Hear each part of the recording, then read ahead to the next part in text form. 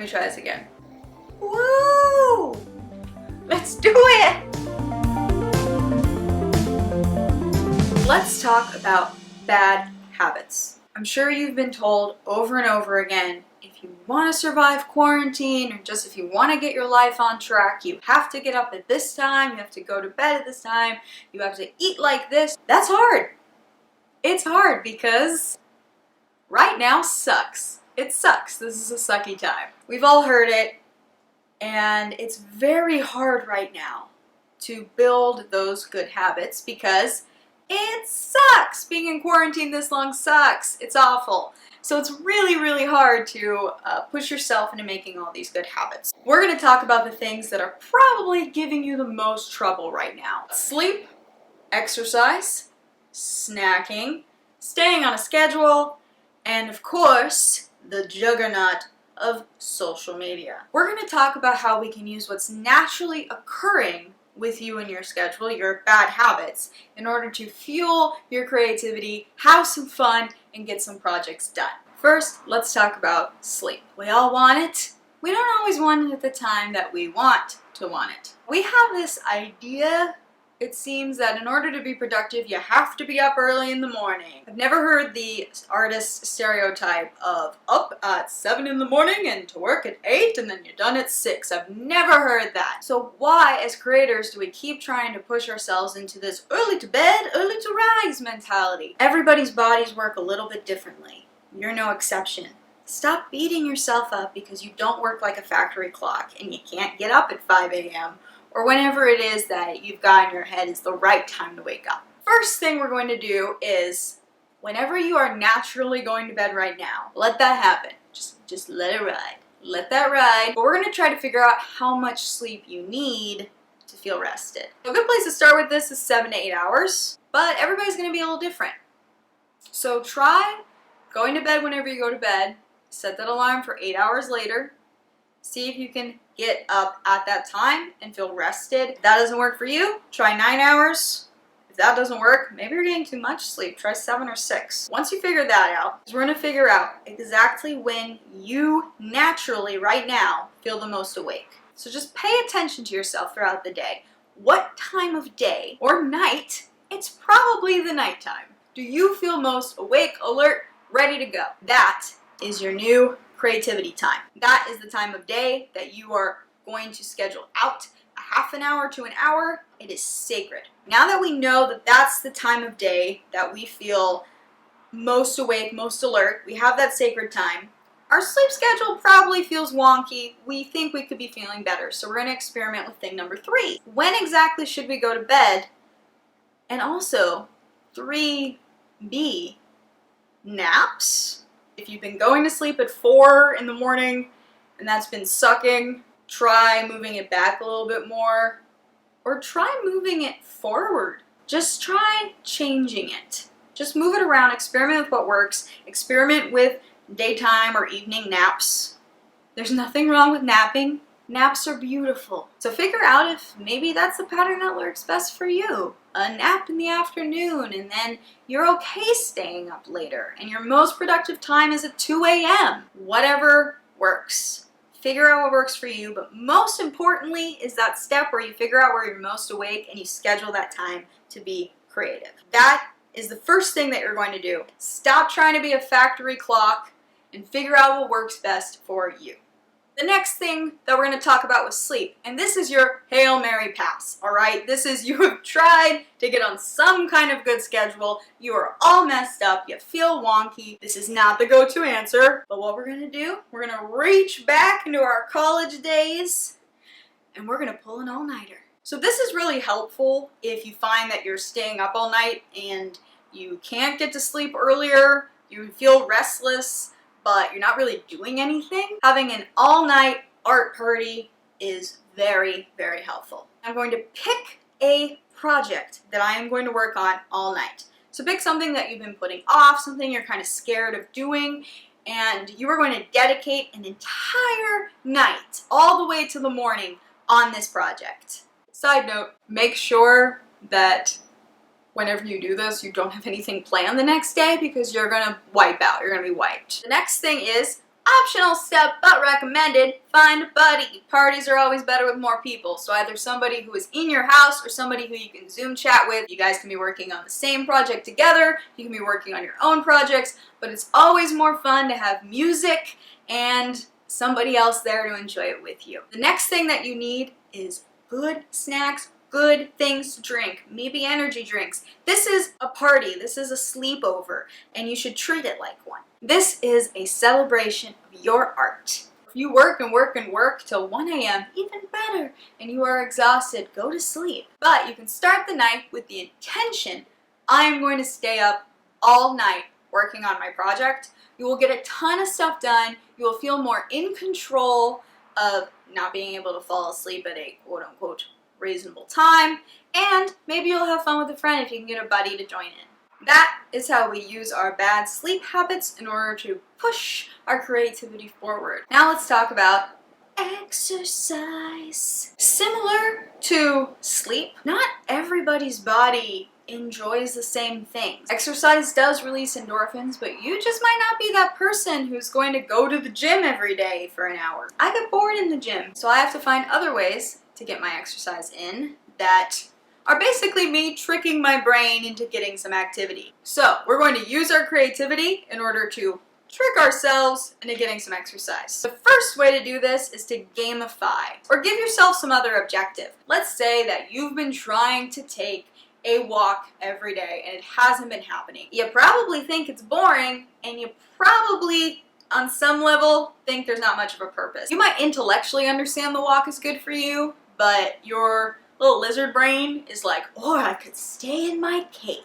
This can be something as simple as, I'm gonna get the perfect Instagram photo at golden hour today. Or it can be something a little more complicated, like creating a scavenger hunt or having one of your friends make one for you. Basically, you need to turn it into a game. Maybe organize a socially distanced hide and seek with your friends. Or just give yourself a simple goal. I'm gonna do my walk every day because there's a cat a couple of blocks away and I like to wave hi to the cat. Give yourself another objective. There are actually apps that will help you do this, which is really cool. Like one of my favorites is called Zombies Run, and it turns your daily jog or even your daily walk into a supply run in the zombie apocalypse. It's really awesome. Look it up, check it out. It'll be a much more fun way for you to turn your exercise into a game rather than a chore.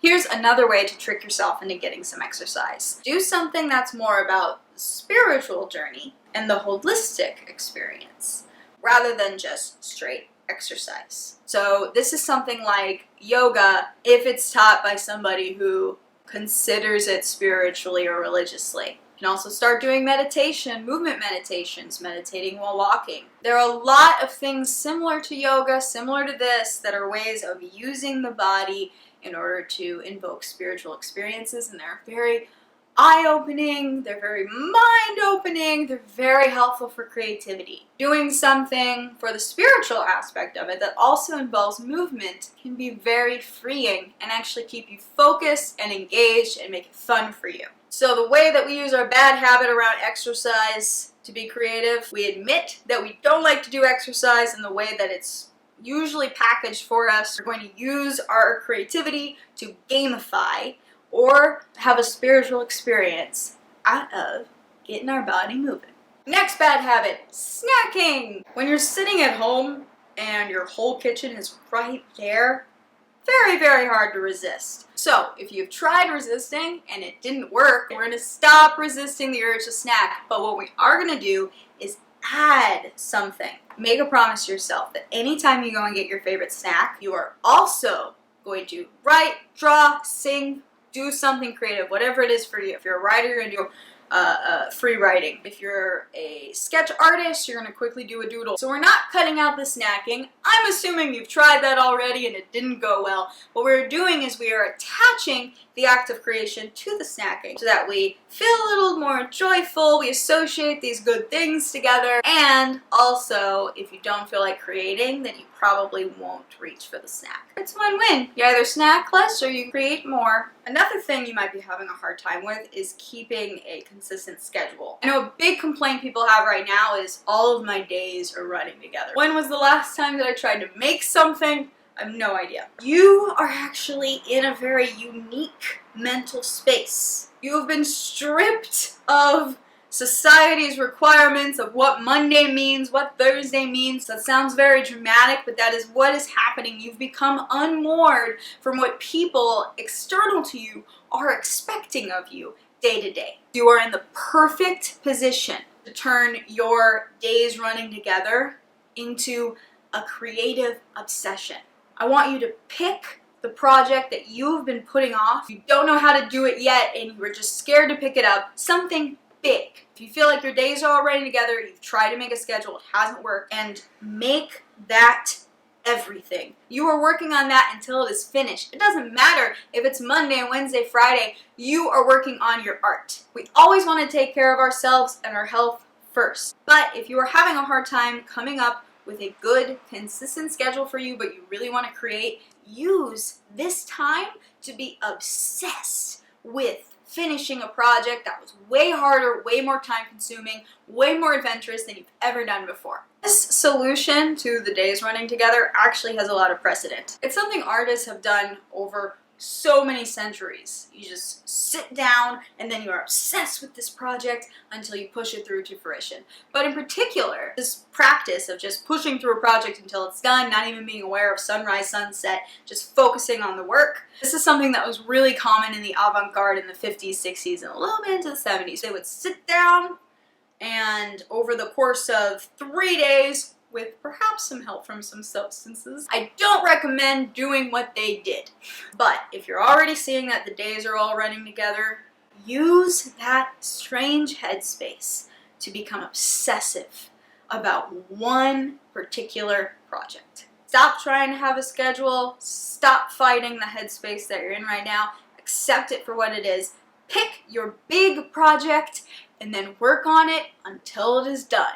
And stop looking at the calendar. Okay, this one I'm actually going to have my notebook with me because I want to make sure that when we talk about how to use social media to your advantage, that I am not leaving anything out. We are going to turn your bad social media habits into creative fuel. So the first thing you've got to do is curate your feed to figure out, well, what are your creative goals? What do you want to learn more about? What do you want to know more? What do you want to get involved with? Find those things on Facebook, Twitter, Instagram, whatever it is. Follow cosplayers on TikTok. Side note, but do it. Cosplayers on TikTok are awesome. So follow people who are actually doing the things that you want to be doing and follow groups who are talking about the things that you want to accomplish. So you can do that by searching keywords that fit your industry, your goals. If you're a singer-songwriter, follow the hashtag singer-songwriter. Search for singer-songwriter groups in your area on Facebook.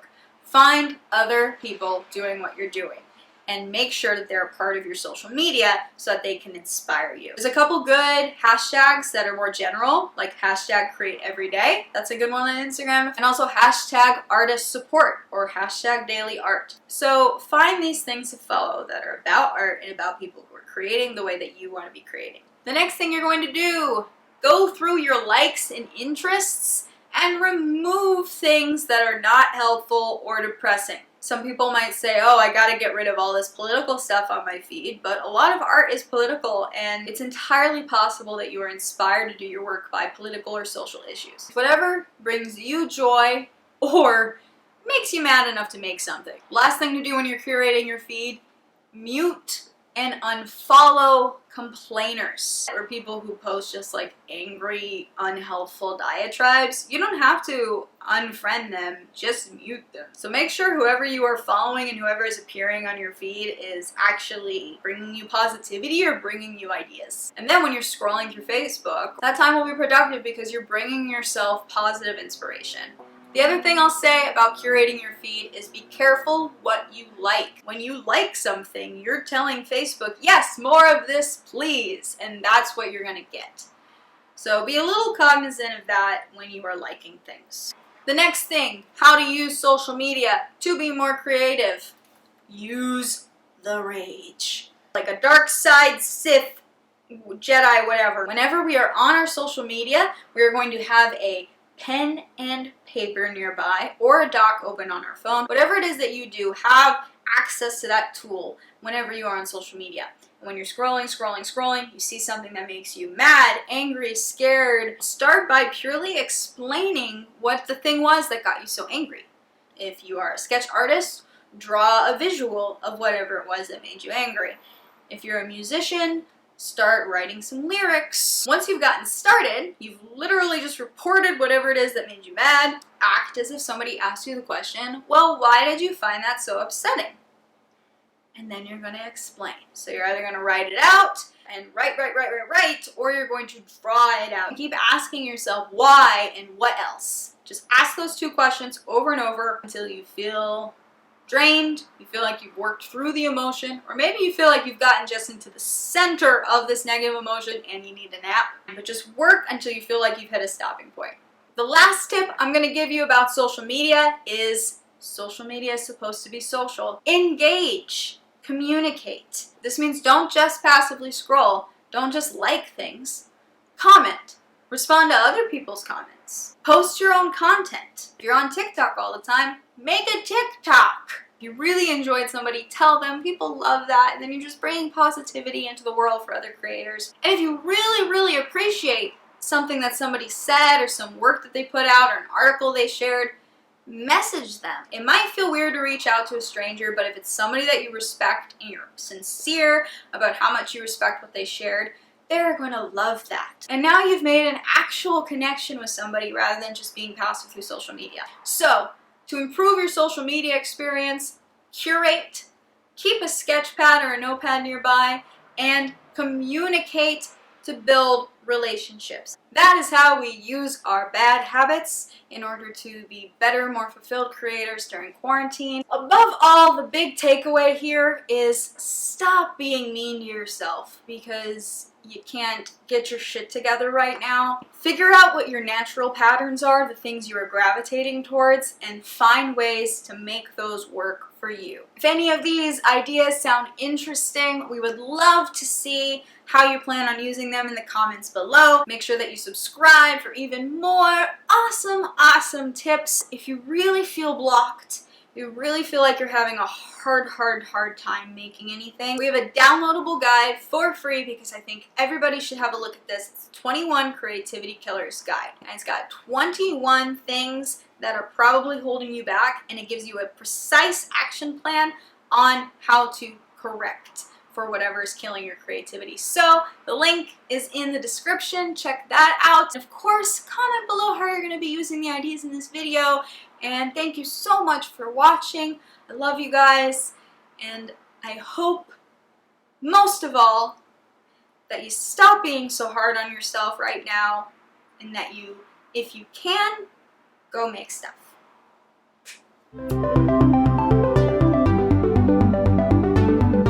Hey, Abby. I'm doing a thing. Love you. Love you. Love you. I'm riffing.